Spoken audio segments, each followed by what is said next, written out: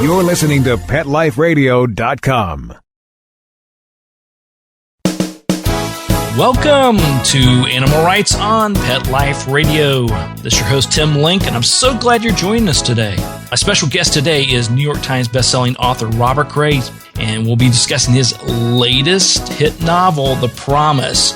So we're excited about that. The Promise, an Elvis and Cole and Joe Pike novel. Of course, Robert's the best-selling author of Suspect and numerous other novels. Just great work. We're excited to have him on the show today. So we'll talk to him a little bit about the book. We'll also talk to him about his writing styles and processes and how things are to be a world-famous author.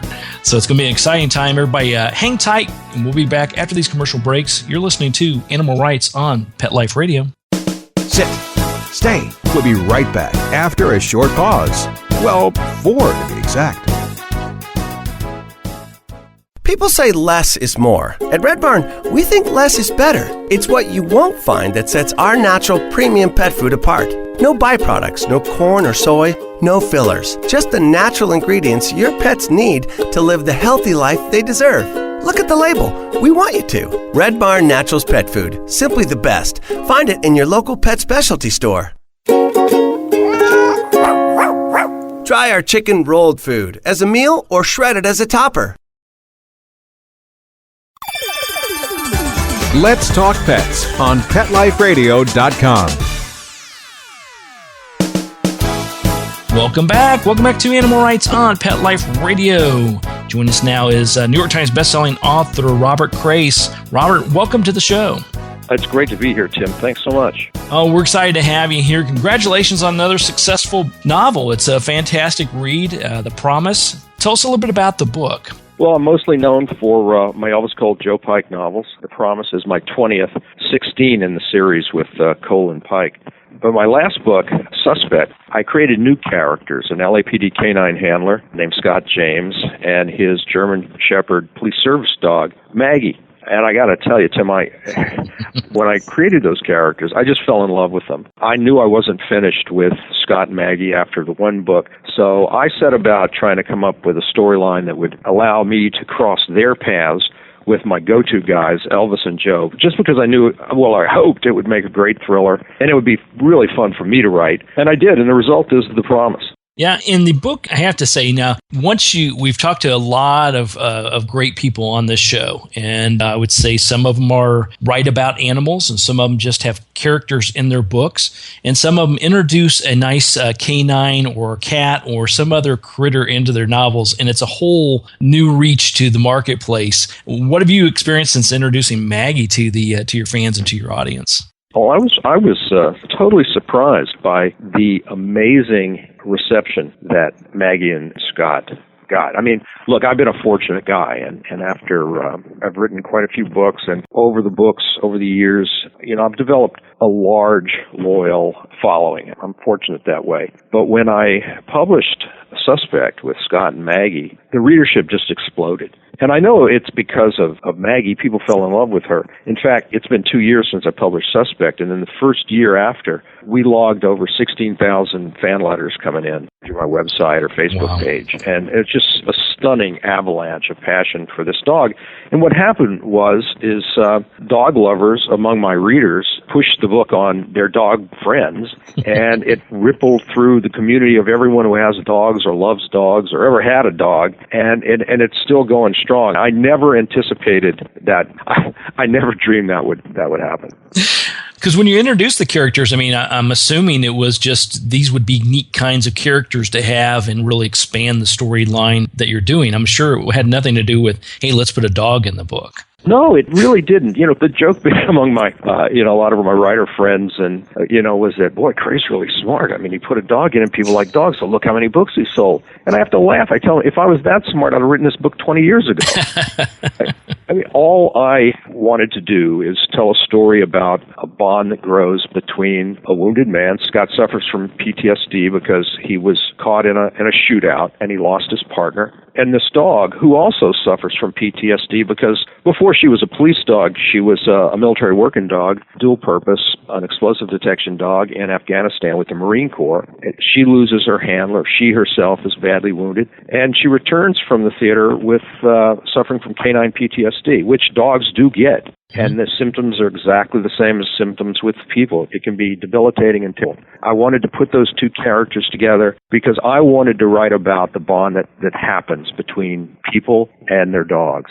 That's all I intended. I mean, it's a crime novel, and I wanted a real fast-paced thriller and all of that other stuff. But I really wanted to write about those characters. And in point of fact, the only reason that they're back now is because in the writing of that book, I absolutely fell in love with them and Maggie and wanted to use her again. I could not let her go. That's fantastic. Well, then putting together the characters, let's walk through the various characters now in the books. I mean, how do you really determine in your mind what kind of characters you need for the next book or series of books? I mean, is it something that you wake up and say, wow, this would be interesting to add this type of character into the book? Or is it a fact of, you got a sort of a rolling timeline? You're thinking, okay, now this would be good, in the series to introduce a new character of some sort. Well, my go-to guys are Elvis Cole and Joe Pike. I've written about them for 20 books, and I love those guys. They're fun to write. They're interesting. They're always changing, and they're extremely popular. When I need other characters, sometimes they happen by stance, or sometimes there's a reason. Like when I began, before I began Suspect, I wasn't looking to write about a dog and a person. I actually began my research into canine cognition and behavior and the bonding between people and dogs because I had a dog for a long time, a dog I dearly loved, and I lost him.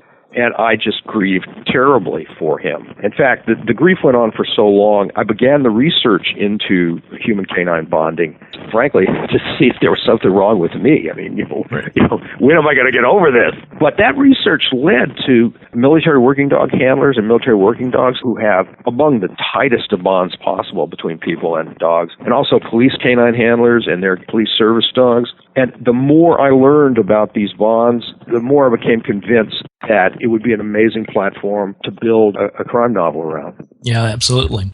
Well, I tell you, I think all of our listeners fully understand the loss of your own animals, your own dogs, cats, whatever your human pet companions are, and the grieving process is strong, and you just sort of have to go through it like you do any other grieving process. There's no timeline, no process behind it. It's you get over it, or at least you understand it better as time goes on. Well, yeah. I mean, listen, once an animal like that is close to you and in your heart, I think what it's important to accept is that if you then want another pet, that's not replacing the old pet. It's in no way abandoning your former pet. That pet's still alive in your heart, so there's plenty of room in your heart for more than one. There you go. I like that. So this always fascinates me. You've written 16 in the series, 20 novels total. You've got these characters, Elvis Cole and Joe Pike, as sort of running characters in your book. How do you, as an author and as a writer, to keep everything sorted? I mean, is there ever a time when you have to go back and read book number 3 to make sure that Elvis didn't do something in that one that would upset your readers when they call you on the table about your 20th book? I do, because I forget. Yeah. I mean, the first book was published in 1987, which is a long time ago now, and my readers know my work much better than I do. I forget. And I'll be asked questions sometimes at readings or appearances about, book 4 or book 7 or 9, and I have no idea what they're talking about. Because I've forgotten. I do have to go back and make sure I don't repeat myself and refresh the history of the character sometimes so I don't duplicate myself. Actually, I think it helps me to keep the new books fresh because I'm always looking at new ways to present the characters and different types of stories to tell. Yeah, I can imagine. It's a challenge. I know even when I write, it's I do a lot of nonfiction, and people were asking me about certain stories or what happened to that cat or that dog or that rabbit or whatever it may be. And it's like, okay, I gotta quickly think, Tim, what actually happened there. I can relate, bud. There you go. All right, everybody, we're going to take a quick commercial break. We'll continue our conversation with Robert Crais. I talked to him about his book, The Promise, talked to him about his writing styles. So everybody just hang tight. We'll be back with you after these messages. You're listening to Animal Rights on Pet Life Radio. Sit. Stay. We'll be right back after a short pause. Well, 4 to be exact. It's designerpetsweaters.com. Hand-knitted designer sweaters for your precious pup or cool cat. Beautiful couture patterns for your pets, including custom-knitted formal wear, casual wear, yachting, and even sports-themed. Many designer pet sweaters include feathered tammy hats, top hats, and a lot of sparkle. Each sweater includes leg loops, front paw sleeves, and leash opening. Visit designerpetsweaters.com to order your four-legged fashions today. Your pets will stay warm for the winter and be runway ready. Large or small, we fit them all. designerpetsweaters.com. Hi, this is Tim Link, animal communicator and pet expert and host of Animal Rights on Pet Life Radio. Have you ever wanted to know what your pet is really thinking? Do you want to find out if they truly understand what you're trying to tell them? Ever wish you could build a better understanding and closer relationship with your pet? Well, now you can. Learning to Communicate with Animals is a 4-part on-demand workshop. In the workshop, you'll learn the essential techniques that are necessary to communicate with animals, including what is animal communication, breathing correctly to achieve the perfect state to communicate with your animals at a deeper level, using guided meditation exercises as a method to communicate with animals, and how to send and receive information from your animals. So if you're wanting to learn how to communicate and connect with your animals at a deeper level, visit PetLifeRadio.com/workshop and purchase and download Learning to Communicate with Animals. You'll be glad you did.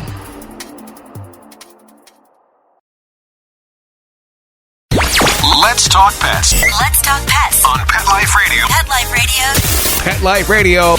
PetLifeRadio.com. Welcome back to Animal Rights on Pet Life Radio. Talking to New York Times bestselling author Robert Crais about his book, The Promise, an Elvis Cole and Joe Pike novel with exciting characters, Scott, canine handler, Maggie, the canine in there. Great book. Robert, big kudos for putting it together as usual. Let me ask you about the process of writing mystery in general. And we before the break, we talked about how to keep the characters straight and keep everything fresh. How do you go about looking forward to the next novels? Do you have sort of a theme, an idea what you want the next 1, 2, 3 to come about? Or is it more of wanting to pull as much as you can and do them sort of one at a time if possible? It always starts with a character.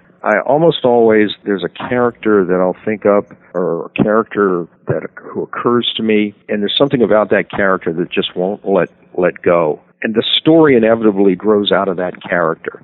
In The Promise, I knew I wanted to put Scott and Maggie and Elvis and Joe together in a book. I just needed a believable way to do that. And I had been reading about grief suffered by the survivors of terrorist incidents. And the notion for a character came to me. And in the book is a woman named Amy Breslin, who is a single mother. She's a chemist for a defense contractor in Los Angeles. And she has a 20-something son who's a young journalist. And the premise is that her son is in Nigeria covering a story when, it's coincidence now is awful considering what's happened in Paris. Mm-hmm. But lunatics set off a suicide blast, kill a bunch of innocent people in a restaurant, including her son. Time passes, the government can't give her answers, no one is ever caught, no one is ever found. So this poor woman is locked in grief. And the more I thought about her, as she began to evolve in my head, I knew that if no one else could help her, she's just the woman to find her way to my heroes, right? Elvis Cole and Joe Pike, because they're the guys you turn to when you need help. And that's how this book developed. That's amazing. It always fascinates me when putting these type of books together, when I read your work and works of others that have a long running successful series of how you go about selecting the characters and finding new characters as well as keeping everything fresh and exciting. It sounds like you still have a great passion for these characters. I do. And one of the, often I've grown to believe that one of the most important things that any of us have as writers is our gut instinct. And you have to learn to trust that. And what I mean by trust that is that if, like Amy Breslin, or whichever character it is, or Maggie the dog, if the idea occurs to to you, and this character begins to haunt you and won't let go, and you find yourself obsessing over the character, over Maggie or over Amy Breslin. That's your instinct. And if you can obsess this way, you the writer, if something makes you feel so passionate about that character that you want to pursue it, I like to believe that, if I just trust that instinct in myself, my readers are going to end up sharing my passion. And if my readers share the passion, then they're going to be satisfied with the novel.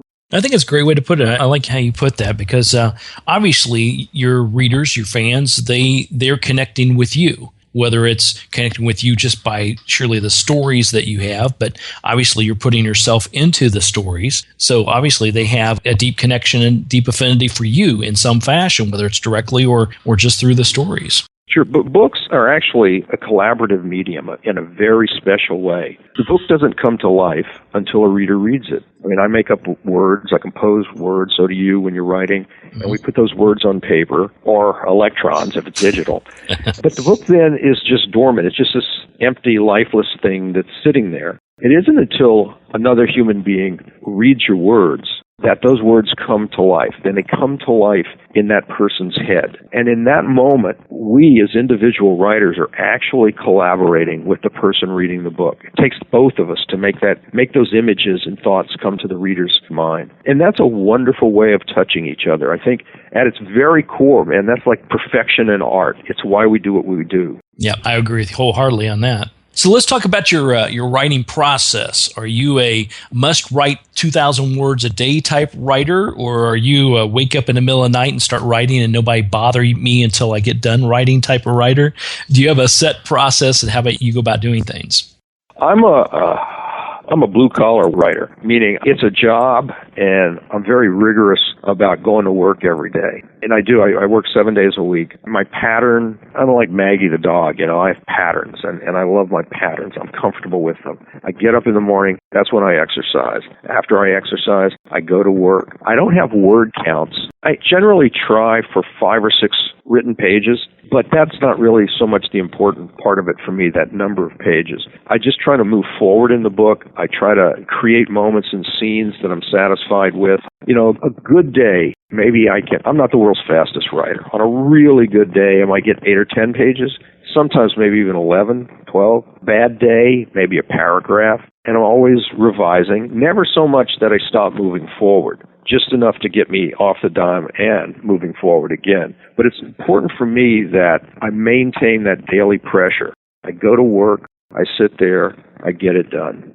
And do you catch yourself going back while you're writing and sort of reviewing what you just wrote, or are you a dedicated writer where you say, okay, I'm not going to do any form of editing whatsoever on this thing until I get to a good stopping point or get to the end? I understand. No, I do revise a little bit, but not to extremes. It's kind of a delicate line. I can't seem to move on until, say, the paragraph or the page or the moment is sort of like makes credible sense and feels kind of right. And you notice the qualifiers I'm using, kind of right. It doesn't have to be perfect. It has to be finished enough so that I trust that it's contributing to the story, and that I'm not kidding myself. This is real. This works. I can always go back and do later to polish it up and do more editing and make it read more smoothly. But so it's kind of a delicate thing. I do value moving on and moving to the next scene, to the next scene, to the next scene. That, I think, is really important for any writer. Otherwise, if you go too far in the other way, you can spend the rest of your life writing one page. Yeah. And it'll never be, you'll never leave it because it'll never be perfect. That's right. All right. Well, Robert, after everybody picks up a copy of The Promise, that was Cole and Joe Pike novel, and reads it and loves it, what do you really hope they walk away with after reading the book? Is there a takeaway, or is there something you're hoping that, hey, if they walk away with this, I've done my job? Well, I guess first and foremost, I'm a commercial writer, so first and foremost, I want them to be happy with the experience, meaning, hey, they paid their hard-earned money for the book. I want them to feel they got their money's worth. I want them to feel that they were in the world that I created there in the space of the novel. It totally transported them. And if I've touched them in some way, I mean, one of the biggest compliments anyone can pay me is like, that scene made me cry, or that scene made me laugh out loud. if they're telling me things like that, then I know I've touched them, human being to human being. And that's very important to me. Yep, I agree. Well, I think everybody, once they pick up a copy, if they haven't already picked up a copy of The Promise by Robert Crais, I think you have done your job very, very well once again on this, Robert. So we as fans appreciate what you're doing. Thanks, Tim. I really appreciate that. Yeah. So where can people find out more about you and all your events, all your signings, everything going on in your wonderful world right now? I have a website, robertcrais.com, and there's that's chock full of information, including my ongoing tour schedule. I'm also on Facebook at The Real Robert Crais, and ditto on the homepage, on the Facebook page. They can find tour schedules, other information about me, including photographs of from the tour, and a lot of readers and fans post photographs of their dogs and photos they take of me on the tour, so that's always fun to check out, too. There you go. So everybody go visit those sites. We'll post them online as well. It's robertcrais.com, the Facebook page, The Real Robert Crais. He's likely to come to a city near you.